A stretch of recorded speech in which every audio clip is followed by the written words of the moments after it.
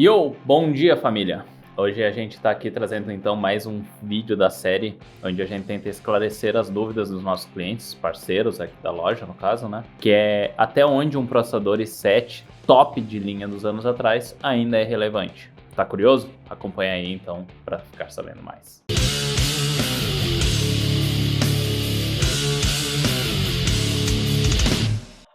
Bom, Derek da Aeroluz Informática aqui, hoje respondendo então a mais uma dúvida aí que tem surgido recentemente entre os nossos parceiros aqui da loja. É algo que nós aqui sempre tentamos orientar contra, pois parece relativamente óbvio, mas não deixa de ser algo que tem gente aí que oferece como solução e pelo contrário até encoraja a ir por esse caminho, que é no caso dos i7s de gerações mais antigas, ao invés de levar uma solução de entrada das gerações atuais. Sendo assim, aqui a gente vai estar trazendo alguns testes para esclarecer de uma vez por todas que, infelizmente, a vida útil de uma série de famílias de processadores já acabou. No exemplo de hoje, a gente vai estar trazendo então o processador Intel Core i7 4770 de quase 10 anos já, né, que foi lançado em 2013, contra o processador i3 10100F, que a gente considera a solução relativamente mais atual, mais em conta disponível no mercado, né? No caso,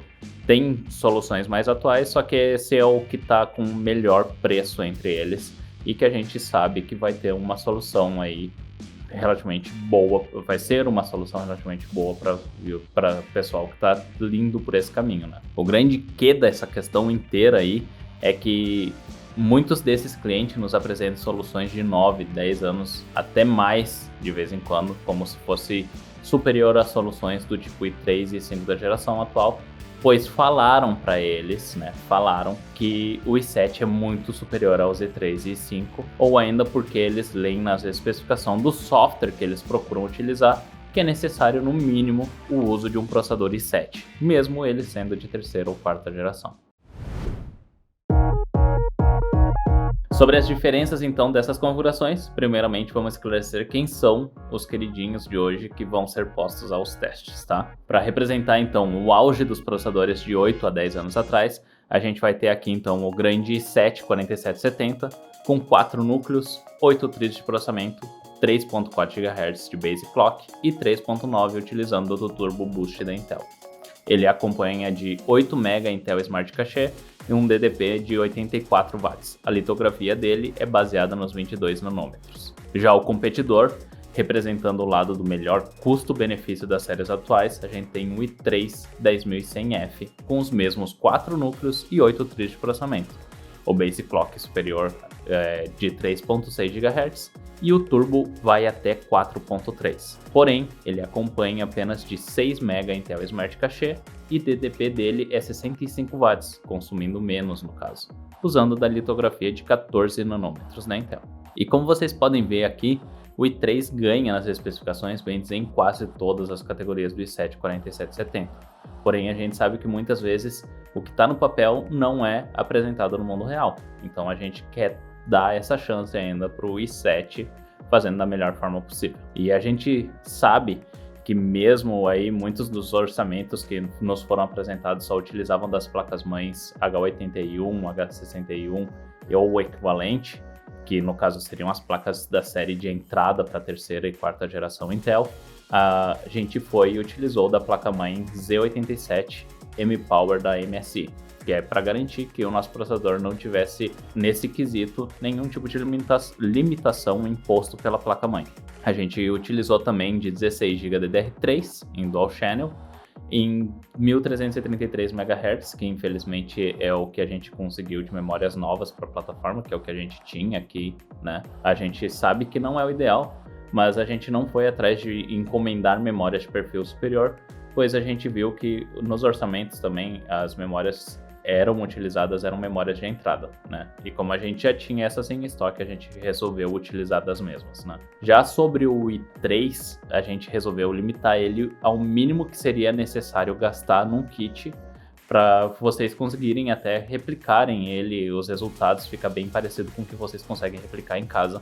Então, no caso aqui, a gente está utilizando uma placa-mãe de entrada, H510M HVS da ASRock, com 2 pentes de memória 8GB 2666 MHz da Kingston Beast, que eram as mais básicas que a gente tinha DDR4. Sobre as demais características dos setups, a gente utilizou de apenas SSD SATA para carregamento do sistema, jogos, programas, e uma fonte de 850 watts 80 Plus, e a placa de vídeo é RTX 3050 Ghost da Gameward. Sendo assim, vamos aos testes. A respeito dos testes, então, a gente realizou foi uma mescla de testes para gamers e testes voltados a trabalho, por assim dizer, né? Pois muitos dos que vieram atrás da solução eram pessoas com orçamentos para softwares de renderização 3D, edição de vídeo ou coisa do gênero que recomendava o uso de 1 e 7. Então, começando aqui, a gente vai ter o teste do benchmark da ferramenta Blender, né? Onde ele faz a renderização de 3 cenas distintas, e a gente depois tem o resultado de amostras renderizadas por segundo de cada configuração.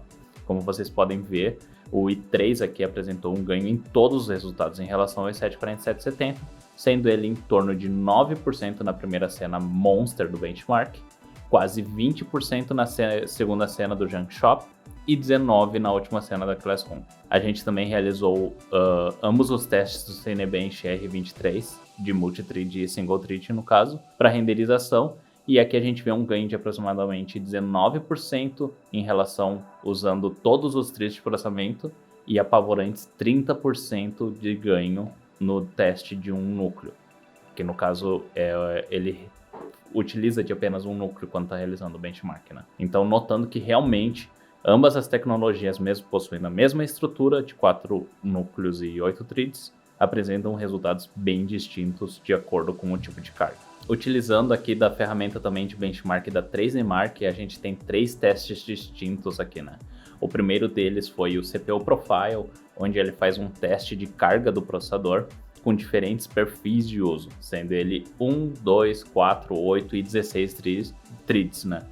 E em cada teste a gente pode ver que no score em si tem os resultados ali separados, né? Mas CPU Max, 16 threads e 8 threads, a performance se apresenta bem dizer a mesma coisa, já que o desempenho mostrado no teste de 8 threads é o máximo que ele tem capacidade de apresentar, então ele representa isso nos demais que seriam necessários maior capacidade acima disso, né? Então, só para vocês terem essa noção quando estiverem analisando os scores ali, né? E aqui em si, se vocês analisarem, a gente tem um ganho médio de 34% de desempenho do i3 em relação ao i7 4770. O segundo teste do 3Dmark que a gente realizou é o teste do Time Spy, que é um benchmark para computadores gamers, né? Que é baseado na tecnologia do DirectX 12, que nos apresenta 3 tipos de resultado. Onde o que realmente importa para a gente, né, para ver essa diferença, é o CPU Score, já que o GPU Score em si não é o foco do vídeo, e já que ambos os setups utilizaram da RTX 3050 para os testes, né? Que se vocês quiserem mais informações, a gente tem outros 2 vídeos falando do desempenho da mesma. Sendo assim, no score geral a gente tem um ganho de quase 4%, e no CPU Score a gente tem um torno de 24% de ganho do desempenho do i3 em relação ao i7. E o último dos testes do 3Dmark, a gente tem o Fire Strike Extreme, que já é o benchmark para computador gamer baseado em DirectX 11 em si. E aqui vocês podem ver que a gente tem o CPU Score em torno de 28% de ganho para o i3 em relação ao i7 de 4ª geração. Então, seguindo na parte de testes voltados para o desempenho, representando trabalho, por assim dizer, a gente tem o PCMark, né? Que é um benchmark que faz uma simulação de cargas mais parecidas com a que um computador de trabalho realmente enfrenta no dia a dia, né? Aqui ele apresenta o resultado em categorias diferentes, que são os essenciais, onde o computador é testado com base na inicialização de programas, navegação e o desempenho em tarefas diárias, tipo conferência de vídeo e etc, né? Tem produtividade, que representa o tipo de carga para quem lida com mais textos, planilhas e coisas do gênero. Acabei de ver uma gafe de português aqui, mas isso não tem nada a ver com o vídeo. E, por último, tem criação de conteúdo digital, que é um exemplo clássico de quem lida com edição de vídeo, renderização e trabalho com imagem, né? Sabendo essas diferenças, a gente tem em torno de 9% de ganho na classe de essenciais, 26, quase 27% de ganho na classe de produtividade e 11% na categoria de criação de conteúdo digital, com mais detalhes ali no gráfico, conforme vocês podem olhar na tela, a respeito das subcategorias de cada um desses testes realizados. E a seguir aqui, a gente também vai estar apresentando para vocês os resultados que a gente obteve no benchmark do Puget Systems para a ferramenta do Adobe Premiere, que segue na categoria de criação de conteúdo, no caso, né, digital, que é uma ferramenta para edição de vídeos, onde o mesmo testa ali a exportação de arquivos no Premiere, playback do vídeo durante a edição, aplicação de efeitos e etc. E nos resultados a gente vai ter um score geral, além do score para cada tarefa, e um para o desempenho da placa de vídeo, onde estranhamente o i3 10100F apresentou um ganho de 12%, né? Sendo que é para ser um GPU score, ele ainda conseguiu tirar um pouco mais de performance da placa de vídeo, no caso, então, né?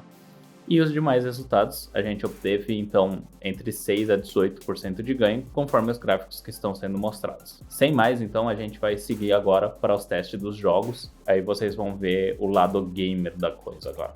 No primeiro game aqui, da nossa bateria de testes, foi o CSGO, que é famoso por ter o desempenho linkado ao processador. E a gente vê aqui que o i3 teve um ganho de quase 60 frames a mais que o i7, representando em torno de 27% de ganho na performance de média de frames. As mínimas aqui, ambos ficaram, bem dizer, empatados, né?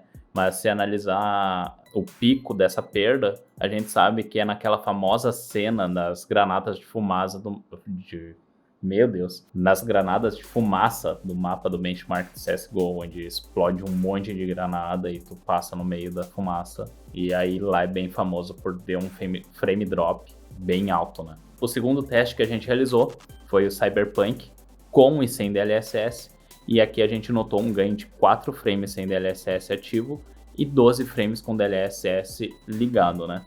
Mas o que mais nos chamou a atenção aqui em si foi o ganho que a gente teve na informação ali de quadros renderizados durante o benchmark, que apresenta em torno de 5% sem DLSS e 14% a mais de quadros quando o DLSS está ligado. Outra informação que também é impactante em si, na verdade, é o FPS mínimo, que a gente tem um ganho de quase 20% em ambos os testes, né? Performance essa do i3 em relação ao i7 4770. A gente realizou então o teste em seguida do Horizon Zero Dawn, mas infelizmente a gente teve um problema ao tentar executar o benchmark do mesmo com um DLSS ativo no kit 7. Mesmo a gente tentando reiniciar o jogo, verificar os arquivos, a gente infelizmente não conseguiu resolver, então a gente está apresentando somente o teste sem DLSS, e aqui a gente verifica outras duas informações que a gente acredita ser importante, que no caso é a pontuação da configuração no teste e a quantia média de frames do CPU, né? A média dos resultados aqui ficou em torno de 23% do ganho, e o mais significativo foi na mínima de frames novamente, durante o teste, que teve uma diferença de 36% de ganho com o i3 em relação ao i7 4770. O último benchmark que a gente realizou aqui foi do Red Dead Redemption 2, com e sem DLSS, e a gente teve um ganho na média de frames entre 9% e 10%. E na mínima, novamente, a gente viu um ganho mais representativo, de torno de 14% com DLSS ativo e 22% sem o DLSS. Novamente, aí, só para lembrar, esses são os resultados de quando a gente está falando do ganho do i3 em relação ao i7 de quarta geração.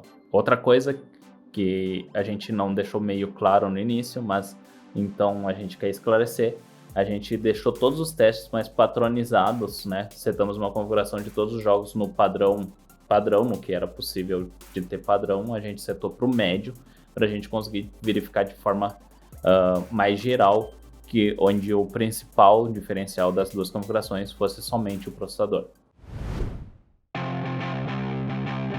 Então, família, agora que a gente tem todos os testes em mãos, vocês podem acompanhar aqui comigo no gráfico que a gente obteve uma média geral de 21% no desempenho a mais do i3 em relação ao i7 4770. Isso, no caso, é uma média geral de todos os testes que a gente realizou, né?